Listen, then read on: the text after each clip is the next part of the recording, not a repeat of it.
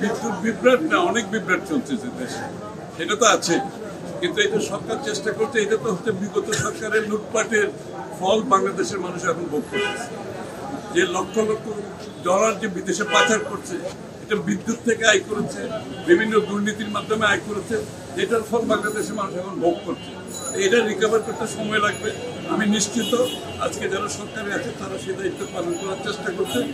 এটা রাতারাতি কোনো এইটার সমাধান দেওয়া সম্ভব হবে না, এটা দীর্ঘ সময়ের প্রয়োজন।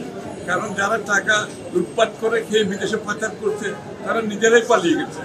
সুতরাং এই সরকারকে এই দায়িত্ব নিতে হবে, এটা সময় লাগবে, এটা আমাদেরকে ধৈর্য সহকারে মোকাবেলা করতে হবে। কারণ আগামী দিনে যে আমাদের যে মুক্ত বাংলাদেশ আমরা পেয়েছি, গণতান্ত্রিক বাংলাদেশের যে প্রত্যাশা আমরা করছি, এটা পূরণ করতে হলে আমাদের মধ্যে একটু ধৈর্যের প্রয়োজন আছে। আমরা সকলে মিলে সেখানে আমরা ঐক্যবদ্ধভাবে বিগত দিনে যেভাবে আন্দোলন করেছি, ঐক্যবদ্ধভাবে আগামী দিনে আমাদের 31 দফা যে সংস্কারের যে বিষয়টি আছে, এটা আমরা 1 বছর আগে দিয়েছি, আপনারা জানেন। এবং 31 দফা সংস্কারের মধ্যে রাষ্ট্রের প্রায় সব সংস্কারের কথা বলা হয়েছে। আর এখানে যদি দু একটা সংযোজন করতে হয়, আলোচনার মাধ্যমে আমরা সিদ্ধান্ত নিয়েছি, সেগুলো আমরা সংযোজন করবো আগামী দিনে। এটা নিয়ে আমরা জনগণের কাছে যাব, দেশের মানুষের কাছে যাব, আগেও গিয়েছি। যেহেতু সংস্কারের বিষয়টি আছে, এটা মানুষের কাছে তুলে ধরবো আমরা।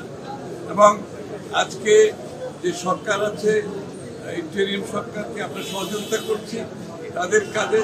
কারণ জাতির একটু বড় ধরনের রক্তপাতের মাধ্যমে, বড় স্যাক্রিফাইসের মাধ্যমে একটি ইন্টারিম সরকার গঠিত হয়েছে।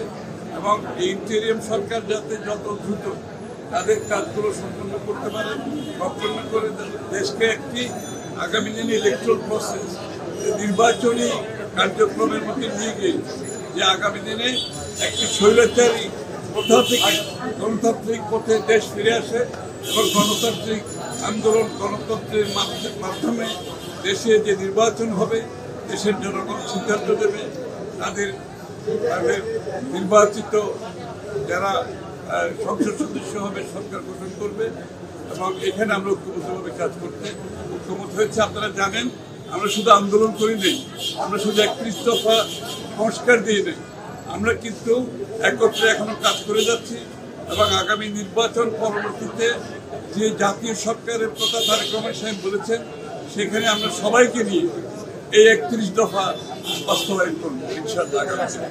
বিদ্যুৎ বিভ্রাট না, অনেক বিভ্রাট চলছে দেশে, এটা তো আছে। কিন্তু এটা সরকার চেষ্টা করছে, এটা তো হচ্ছে বিগত সরকারের লুটপাটের ফল বাংলাদেশের মানুষ এখন ভোগ করতেছে। যে লক্ষ লক্ষ ডলার যে বিদেশে পাচার করছে, এটা বিদ্যুৎ থেকে আয় করেছে, বিভিন্ন দুর্নীতির মাধ্যমে আয় করেছে, এটার ফল বাংলাদেশের মানুষ এখন ভোগ করছে। এটা রিকভার করতে সময় লাগবে।